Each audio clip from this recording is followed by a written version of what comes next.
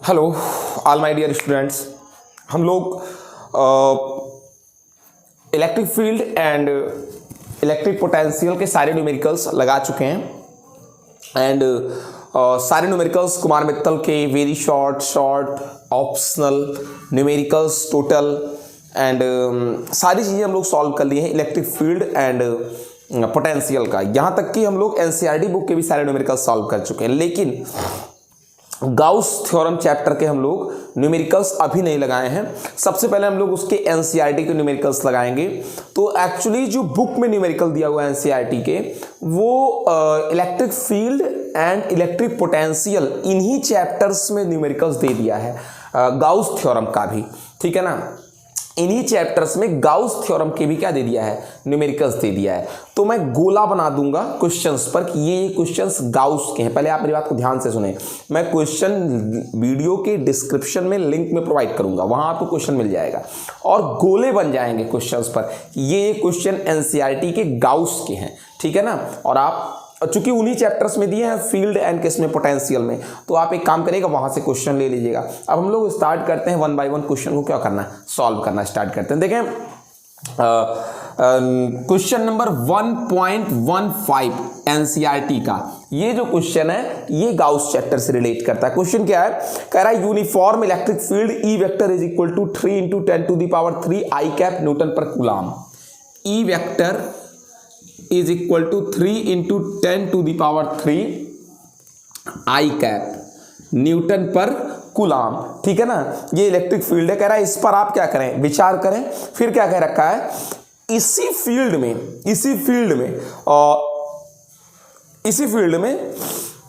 10 centimetre size के एक square उस पार्श्व से जिसका तल YZ के समांतर। देखिए सबसे पहले समझें असल में है क्या।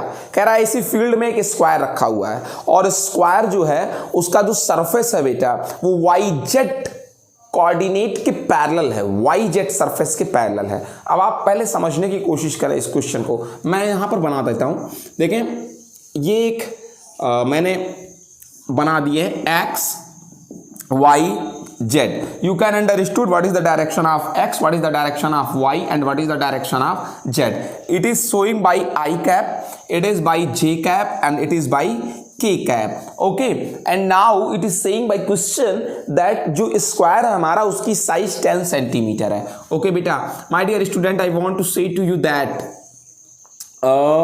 this is, आई थिंक आप बिल्कुल फिगर को देख करके रिकॉग्नाइज कर सकेंगे। मैं फिगर बिल्कुल 3D में मेंटेन कर रहा हूं ताकि आपको समझने में प्रॉब्लम नहीं हो। आई थिंक अब आप समझ पा रहे होंगे पूरी तरीके से। ये है बेटा आपका स्क्वायर, और ये जो स्क्वायर आप देख पा रहे हैं, आई एम सॉरी, ये जो आप स्क्वायर देख पा रहे हैं इसकी जो साइज है वो 10 सेंटीमीटर है। एंड क्वेश्चन इज सेइंग कि आप देख लें ये जो स्क्वायर है बिल्कुल पैरेलल है किसकी, YZ सरफेस के। आपको YZ सरफेस के पैरेलल दिख भी रहा होगा क्योंकि मैंने फिगर ही वैसे ही बनाया है 3D में, ठीक है। दोनों पैरेलल हो गई, बिल्कुल ठीक है। एंड इलेक्ट्रिक फील्ड इस पर है बेटा।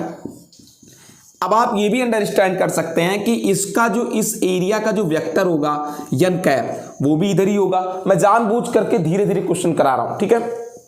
अब क्या चीज कह रहा है, कह रहा है जरा बता दें फ्लक्स कितना होगा, बता दें इस सरफेस से पास होने वाला फ्लक्स कितना होगा, इलेक्ट्रिक फ्लक्स। अब देख लें कितना क्वेश्चन ये इजी हो गया, क्यों, क्योंकि ऑलरेडी आप इस फार्मूले को जानते हो, phi vector is equal to E vector dot A vector. Everybody knows that is E A cos theta, and theta यहां पर हमारा 0 डिग्री है क्योंकि दोनों एक ही पर है।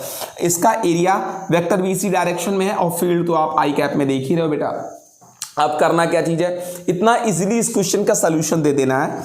And phi is equal to E की वैल्यू बेटा दे रखा है 3 × 10⁻³ न्यूटन पर coulomb and multi value of A is equal to provided as well as my dear student because size 10 centimetre है। सो अगर साइज 10 सेंटीमीटर बेटा तो जो एरिया होगा वो होगा क्या, 10 इंटू 10 टू द पावर -2 ये मीटर में कन्वर्ट हो गया। इसका क्या कर देते हैं बेटा, स्क्वायर कर देते हैं। अब देख लीजिए कितना इजीली ये चीज आ गया।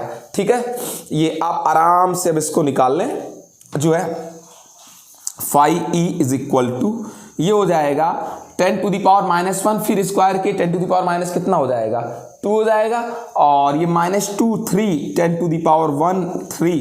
अब ये हो गया आपका न्यूटन पर कूलाम एंड मीटर स्क्वायर, यही इसका यूनिट होता है, कोई बड़ी बात नहीं है। ये आ गया 30 न्यूटन मीटर स्क्वायर पर क्या coulomb. This is the 5e। Okay, that is very easy, completed now see the next question। I think 1 by 1 करके सॉल्व करें क्वेश्चन को, वो ज्यादा बेहतर रहेगा। ये क्वेश्चन नंबर कितना था 1.15 था। ठीक है, नेक्स्ट वीडियो में हम लोग देखते हैं नेक्स्ट क्वेश्चन। Okay, bye.